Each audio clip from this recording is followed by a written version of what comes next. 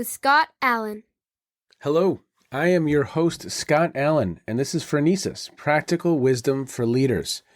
If the topic is leadership, I'm in. I've spent more than 20 years in the field teaching, learning, writing, and questioning. When I'm not working on Phronesis, I travel, delivering keynotes, working with individuals and teams, and helping people from organizations across industries become better leaders. Want to learn more? Visit me at scottjallen.net. Phronesis offers a smart, fast-paced discussion about all things leadership. We explore relevant topics and incorporate practical tips to help you make a difference in how you lead and live. Listen Notes lists Phronesis in the top 3% of podcasts worldwide. Phronesis is the official podcast of the International Leadership Association. ILA brings together those who teach, study, and develop leadership, advancing leadership knowledge and practice for a better world. Learn more at ila-net.org. Finally, if you enjoy Phronesis, please subscribe to stay current on our weekly episodes. If you find an episode that resonates, please share it with your colleagues and friends. And if you want more content, subscribe to my newsletter, The Leader's Edge. The link is in the show notes. As always, thanks for listening. And now, here's today's show. Okay, everybody, welcome to the podcast. Thank you so much for checking in wherever you are in the world. Today, I have Dr. Sunil Puri, and he is a thought leader with over 2 decades of experience in leadership development, sustainability, and data analytics. What a powerful combo. Currently serving as the head of research and engagement at the Stewardship Asia Center in Singapore. Now, sir, I am so excited for this conversation today. I know that we have a general idea of where we're going to go, but maybe you can share a little bit more with listeners about you. What's maybe something that you want them to know about your background, and then we'll jump into the dialogue. No, thanks for the opportunity, Scott, and thanks for inviting me to this conversation. Let me start on a fun note. You introduced me as Dr. Sunil Puri. I am not a doctor. I started my Ph.D. thrice, though, so gave it a good shot, but I realized I didn't have the resilience and the energy to power through 5 to 7 years of work. So I decided an easier route. So I'm a researcher. I am a quasi-academic. I like to study organizations around what makes some organizations do better than the others, what makes some leaders and boards do better than the others. As for my background, I grew up mainly in India, as you can guess from my accent, very Indian accent. Most of my schooling and early work life was in India, worked in the US for a while in Washington, D.C., with a think tank, and then now in Singapore for a few years, working with the advocacy group and think tank that drives the stewardship sustainability agenda. I have a wife at home and a 16-year-old boy who is a handful. Well, okay, a couple things. You used the word thrice, so in my book, you're a PhD for sure. That's PhD level. But that's awesome. And I too, we have twin girls that are 15 and a son who's 17. So we're in a similar space of trying to lead as parents. So we have that in common as well. Well, okay. So sustainability is a passion. I know that governance is a passion as well. And I know that you're bringing this perspective of some of this work in Asia. And so what are some things on your radar right now? What are you seeing? What should people know about those topics based on what you're observing? So, Scott, we are living in interesting times, and interesting is an interesting word to use here. The context around us is changing. There's a lot of push and pull that senior leaders are facing in the times that they are operating in.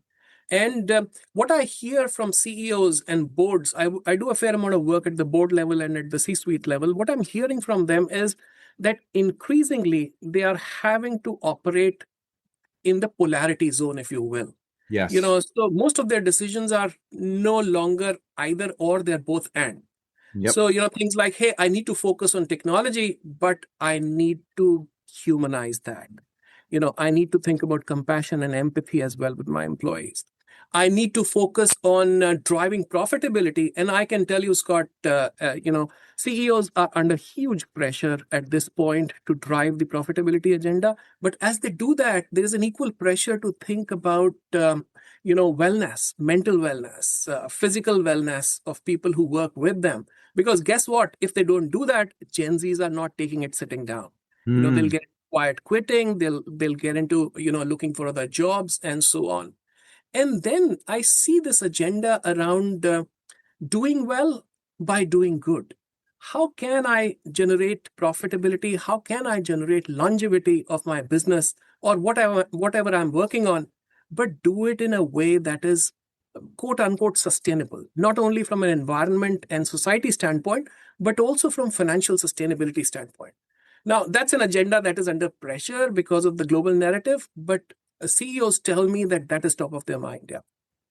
Well, I love kind of where you started the conversation right now, which is just these tensions or the polarities that these individuals are having to navigate. I mean, more and more and more, I think of leadership as a core activity of these individuals is managing these polarities and navigating those tensions that they're experiencing, where digitization and technology is a huge, important piece of the conversation, and so is humanity. And so, how do we balance those, right? Yeah, I'm not sure it's a balancing act, Scott. It's a both hand act. How Yep. can I make money by solving a challenge? So we see CEOs who are most successful. And even if you look at the history, organizations like, let's say, Rockefeller Group, they were most successful because they solved the challenge of their times, which was energy. You know, the challenge of our times is whether we like it or not, or whether some people like it or not, it is climate change, environment, social inequality, geopolitics playing out, a lot of unrest with Generation Z and so on. How can I solve those problems in a way that can help me build my business, that can help me make my business successful, my business having a longer life, if you will? Yep.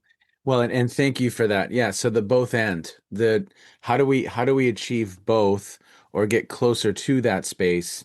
It's not an either or, but it's a both and, right? It's not a both hand, and there are many organizations who are able to do that. It is just that organizations that decide to not do that are much more in volume, and therefore organizations that drive that agenda of doing well by doing good, they are kind of lost in the narrative. But one of the work my team does, I had a research at my center. One of the work my team does is elevate these stories, write about these stories, collect data sets, help these organizations celebrate, be celebrated, if you will, in the business community so that others can look at their examples and follow. Tell us a couple stories. I mean, I would really, really love to know, kind of through your lens, what are some organizations that are doing this work and doing this work in a noble way based on what you're finding? And there are many stories. I can give you a couple. For instance, look at the Tata Group in India. They were set up about over 150 years ago, multi-billion-dollar organization. 66% of the share capital of all their entities sits with a trust that focuses just on philanthropy. And it's a most of their businesses are hugely profitable. They are into building cars. They own the brand Jaguar. I'm sure you know that. They are into financial services, they are into retail, they are into engineering, and everything and anything that you can think of. Now, out of every rupee or every dollar I earn, 66% of that goes towards making a difference to the society. That's a large company example for you. For instance, another organization here in Singapore, headquartered in Singapore, is Reach 52. It's an organization that is trying to solve for the healthcare inadequacy of healthcare of half the world population, and that's the reason they are called Reach 52. Wow. So, because 52% of the people don't have access to healthcare. So they work with large pharma companies and give them access to the bottom of the pyramid. So they are operating in Philippines, they are operating in Africa, they are operating in some parts of Asia, some parts of ASEAN, and so on. Another example, and these organizations are not they're not social enterprises. They're not doing it from the goodness of their heart. They are doing it because they can make money. Yeah. Another organization, headquartered in India, called Ujala Cygnus. Now, this is an organization that provides free medical health care to the needy in India. And so they run hospitals. And they have an interesting business model wherein, nobody who walks into their hospital is refused treatment because they don't have money.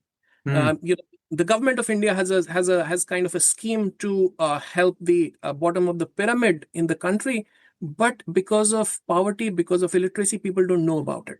So they have a huge engine at the back end processing these claims under that scheme, but people are not refused medical treatment. Now, this company is EBITDA positive. They run, I think, 15 or 20 hospitals across the country.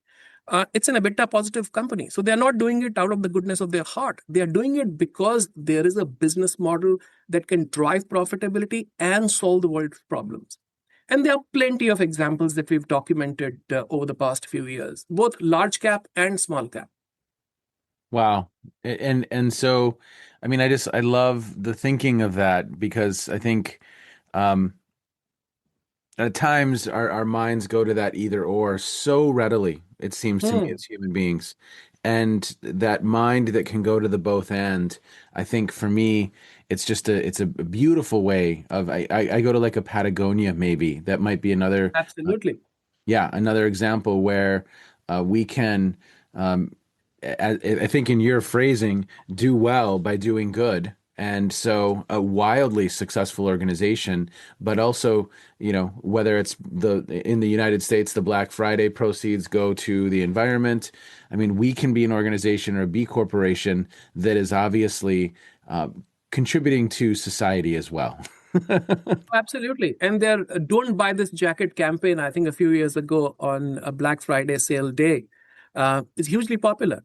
So I think Patagonia is doing great work in this direction. And so are many other companies like the Ayala Group in Philippines, for instance. They are doing good work. Faber-Castell in Europe, they planted hundreds and thousands of trees in Brazil to source sustainable wood many years ago, decades ago. And now every pencil that they make is made out of sustainable wood. So there are plenty of examples around us. And I think the phrasing of doing well by doing good is extremely critical, because it's doing well by doing good, not doing well and doing good. Because then doing good becomes an afterthought. Doing good becomes a CSR. Doing good becomes charity. Doing good becomes philanthropy. Our thinking is, or my thinking is that, you can't tell businesses to not make money. You'll be butchered by our shareholders. Businesses must make money, make tons of money, but do it by solving a problem that humanity faces. Yeah. Well, I've followed for years. I think a couple of his books are back here, Peter Diamandis, and one phrase that he uses sometimes is the world's biggest challenges are some of the world's biggest opportunities, right? That if we can solve for some of these, again, doing well by doing good is baked in. Absolutely. Completely agree with that. I think there's a ton of money to be made. I remember WEF came up with a data that there are $10.1 trillion worth of opportunities every year till 2030. And this data is, I think, a few years old. So $10.1 trillion worth of business opportunities in the environment, climate, social inequality space. So there's a ton of money to be made. We just need to think creatively how we can unlock a business model wherein we can drive profitability in that direction. So I'm really, really intrigued right now. What are some opportunities that you see, from your purview? Look, if someone could figure out X or someone could figure out Y, or these are some organizations working some of those puzzles, what are some of those opportunities that you see? So huge opportunities, Scott, and some off the top of my mind are, what are the biggest problems at this point? The biggest problems are sustainable housing, because there are so many people moving because of climate change and so on. There's a huge problem of food security. Can I come up with a business model wherein I can, let's say, grow food in regenerative farms. And if the food is liked or if the snack is liked, and therefore, there's more business for the farmers who are driving, who are using regenerative farming, and therefore the cycle, it's an upward spiral. Yep. Can I solve that problem? Can I solve the problem of climate change? Huge. I mean, the entire world is running after that, but huge issue in this part of the world. Go to cities like Dhaka, like Delhi, even Mumbai. And so on. Huge problem in terms of quality of air. Can I do something about that? Can I come up with some technology? The technologies that are being talked about are kind of sort of extremely expensive and kind of sort of impractical, if you will. Can I think of a bit better local solution to some of these challenges? Problem of cybersecurity, and there are a ton of organizations that are trying to solve for that. Can I do something interesting in that space? Can I do something interesting in giving access to the bottom of the pyramid for healthcare, for technology, for internet, and so on? So there are a ton of problems around us and a ton of opportunities around us waiting to be solved. Yeah. Well, so how do you see governance? I know that that's an area of passion for you. Talk a little bit about how governance can be a part of the solution, or how is it related to the conversation? So, Scott, why do we see so few organizations going on that path? Because, at the end of the day, organizations are funded by investors, are invested by shareholders, and therefore they need to have shareholders on their side, investors on their side to drive the direction of doing well by doing good. Now, when I connect that with how can a CEO drive that action, the CEO needs the support of the board. And boards, usually they are, if it's a listed company, they may be representative of the largest shareholders, or they may have, there may be executive directors who run the business and so on. Now, and that is an area I like to study. How can boards, which is the senior most representative group in any organization, influence this journey of organizations to curate business models that are doing well by doing good?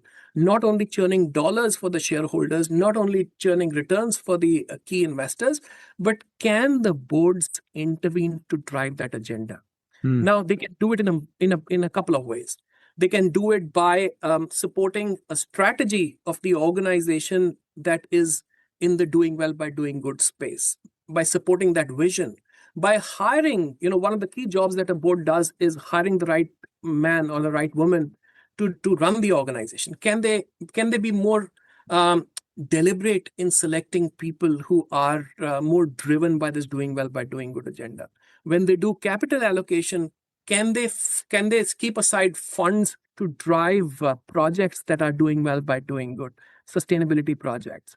When they look at incentive schemes, can they look at in a way that they are incenting not only CEOs, but their leadership teams to drive sustainability, solve the social inequality problem and so on? And that's how governance gets intertwined with this doing well by doing good agenda. I believe that boards, they have amazing amount of muscle. It is just that boards, for whatever it's worth, do not want to flex that muscle. Not only here in Asia, but I hear the same stories when I look at organizations globally. Boards typically like to sit on the fence and not lean in and take hard and courageous decisions. Why do you think that is? What comes to mind for you when you think about that dynamic? I mean, I think it was strategy and vision, hiring C-level executives that value what we value, providing incentives. There was a fourth that I just lost in my mind. Capital allocation. Okay, capital allocation. But you're seeing that many of them are kind of sitting on the fence. And so what is that? What do you think? So, Scott, boards, it's a very close-knit community. So, and I can give you the examples from this part of the world. Obviously, I haven't studied boards in the US and Europe. I can tell you about Asia and Pacific. It's a very tight-knit community, and a lot of people call it an old boys club. because, literally like people are old, and literally there is equity on having either white hair and no hair, or no hair. And therefore, usually when companies bring independent directors on board, these are friends and friends of friends. While there is every organization, every board is supposed to have a process, and there's a nominating committee that looks at who should come in as an independent director, usually there is very little thought given to it. Yeah. And therefore, the chairperson or the chairman come CEO has a huge leverage in terms of bringing whoever he or she desires to bring. Usually it is, hey, do you know this person? I think he's a good guy. Let's bring him on board.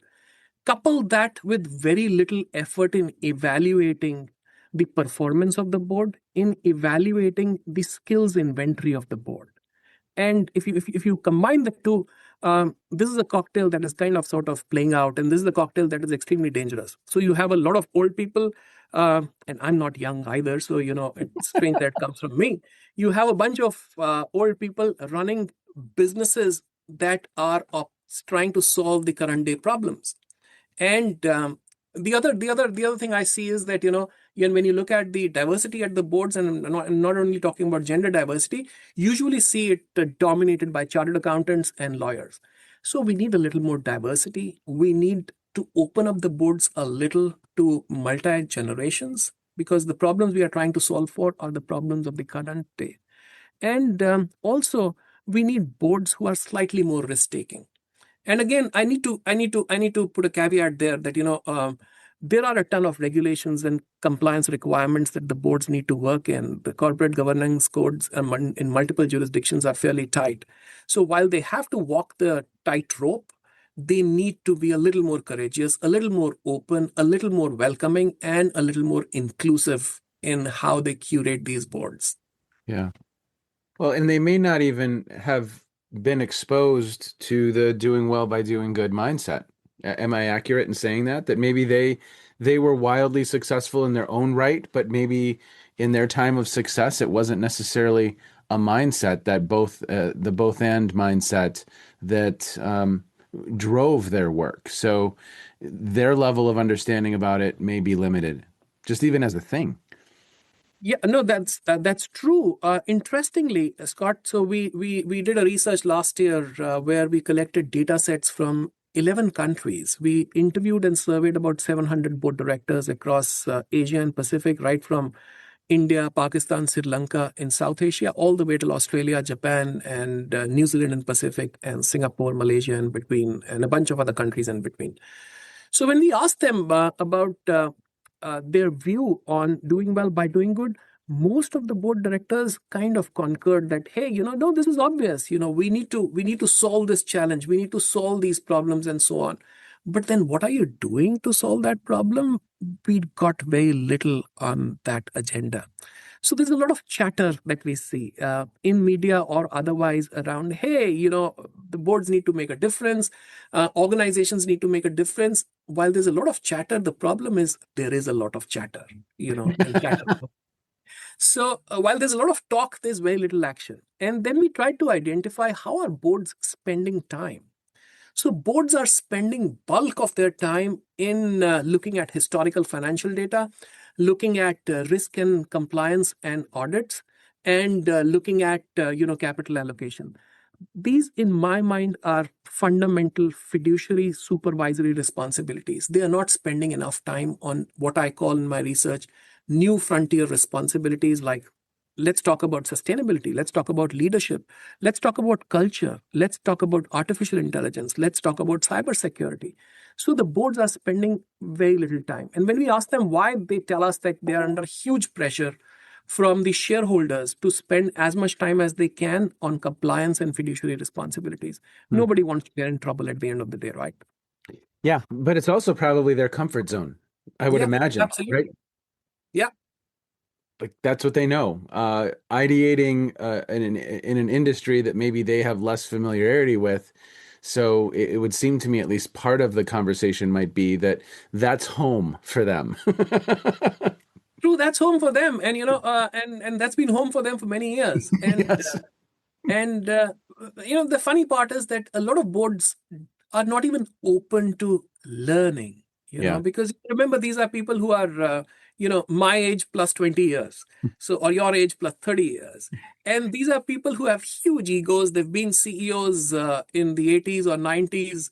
And, they are not happy to sit down and learn. And Scott, I'm generalizing here. So I'm Sure. stereotyping here. I'm generalizing here, but it's just so hard to get them in the room and tell them, hey, you need to wake up to the realities of the world today. It's so hard. And Yeah. that's the battle that we end up fighting when we work with these boards. How do we energize them? How do we tell them what is the right thing to do? How do we motivate them? Yeah. Well, and that's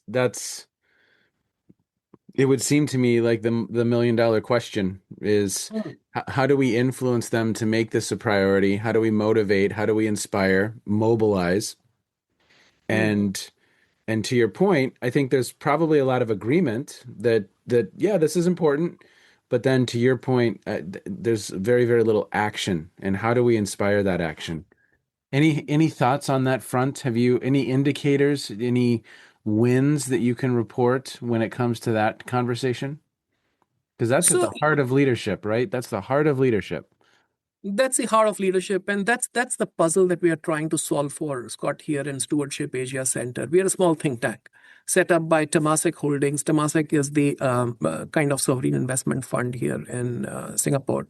They set us up about 10 years ago to help leaders, both government and private sector leaders, leaders across multiple levels, mid-level, C-suite boards, help them ignite their what we call steward leadership, which is the genuine desire and persistence to create a collective better future.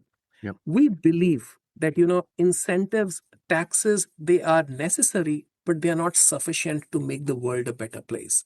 It needs to come from another space. And that's the space that we call steward leadership, which is a combination of values and purpose.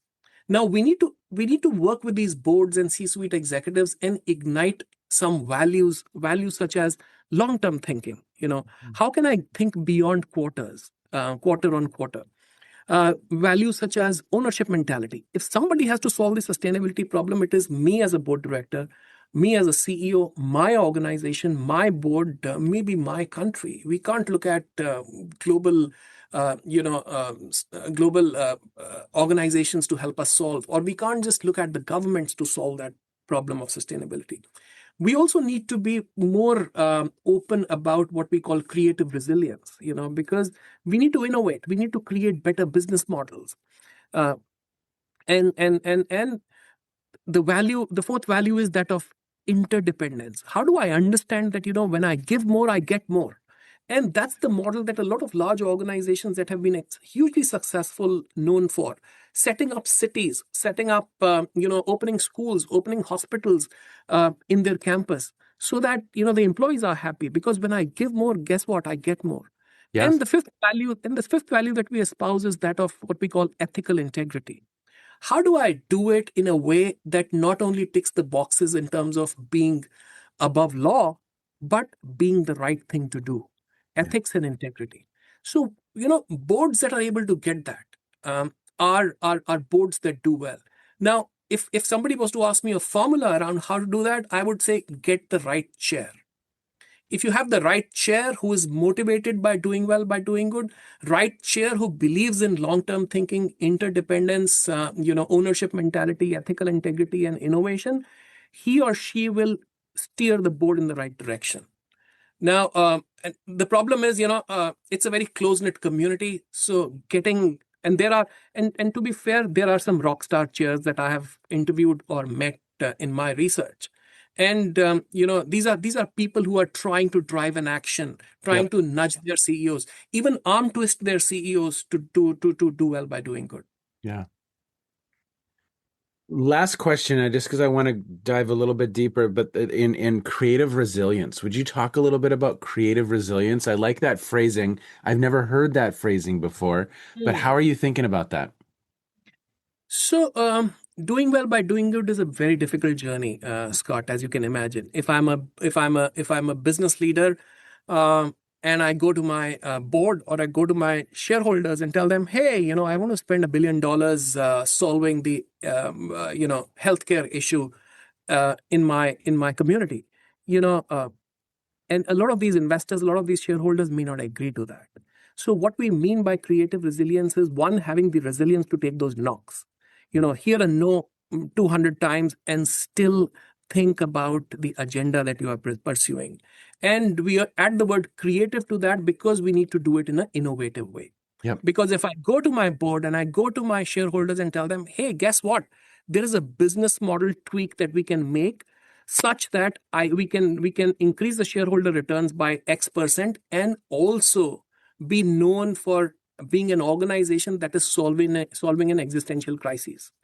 That is the language that your shareholders or boards will understand. And that, in my mind, is a beautiful example of creative resilience. Well, and there is that word "and" again, right? And we can also accomplish this. I know, and and a lot of there are, to be fair, there are a lot of well-meaning CEOs. There are a lot of well-meaning organizations. I think they are doing their bit. It is just that we don't have enough. Yeah, and I've said it on the podcast a couple times, and I don't know if I've said it recently, but how do we as humans evolve to a place where we can think long term? We can think in that both and from a natural place. We do see that interdependence that exists, and I mean it seems like it's a human condition. It's a challenge for us as humans to really prioritize those. The fact that you are out there in the world pushing, pulling, motivating, inspiring, engaging, mobilizing. I have great respect. I really do. And trying to better understand how we do that work. And again, doing well by doing good. Sir, real quick, before I wind down, anything else you want to say to listeners so that is there anything that I haven't asked you that you think is critical to this conversation that I'll put some links in the show notes so people can learn more about you and the organization, but anything that stands out for you that I've missed?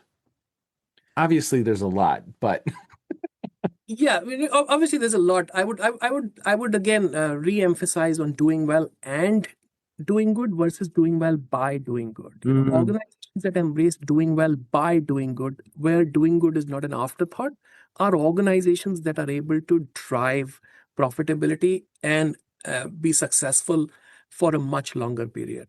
So doing well by doing good is the mantra that I would love to leave our listeners with. Okay. Doing well by doing good. I always close out these conversations with a question, and it's pretty basic, but what's caught your attention in recent times? What have you been listening to or streaming or reading?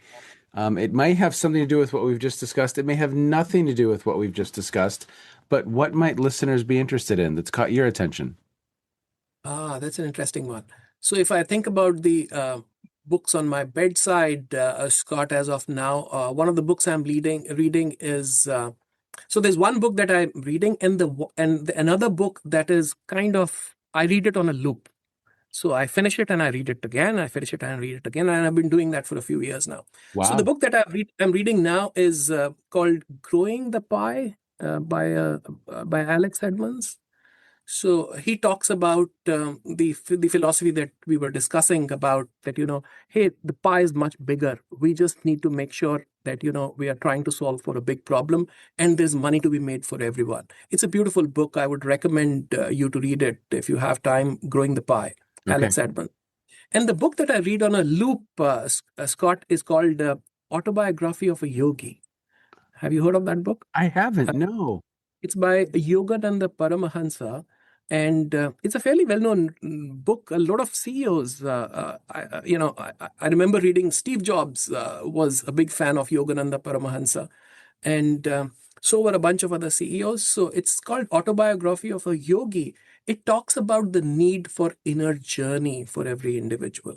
Wow. It talks about the fact that individuals, and remember, this was written about 80 or 90 years ago, I think in 1940s or thereabout.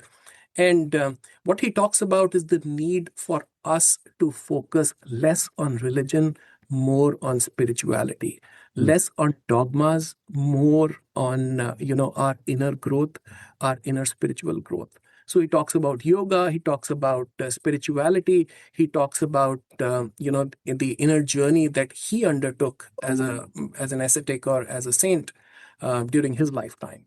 So again, a book that I would hugely recommend, and it's a book that is, I would say, not the easiest one to read because it jumps from one place to the other, and that's the reason I like to keep reading it on a loop, literally. Oh, that's wonderful. I've never come across a guest who said that it's just reading on a loop. And I imagine as you're looping around, it's there's different meanings every time as you read it. Absolutely. Different meanings and different aspects that I see. So I would recommend to the listeners, consider reading Autobiography of a Yogi by Yogananda Paramahansa. Uh, okay, I will put links in the show notes so that people can access those. Sir, I appreciate your time today. Thank you so much. Thanks for the good work you're doing in the world, trying to help us understand literally some of the biggest questions. Thanks for inviting me, Scott. It's a pleasure. Well, be well. Take care. Thank you. I don't have a ton to say here. I mean, doing well by doing good. I think maybe I messed that up a couple times in the episode, but I'm going to repeat it one more time. Doing well by doing good. A wonderful mantra, a wonderful way to approach the work. And I am so thankful for that conversation. And I'm thankful for all of you. Thank you so much for checking in wherever you are in the world. As always, gosh, it's been 5+ years now. I very, very much appreciate you. Take care, all. Bye-bye. You have just finished another episode of Practical Wisdom for Leaders with Scott Allen. To contact me, visit scottjallen.net or send me a note at scott@scottjallen.net. I'm also on LinkedIn, so let's connect. If you have feedback, I'd love to hear it. And as always, thank you so much for listening. And now here's my daughter, Emily, with the outro.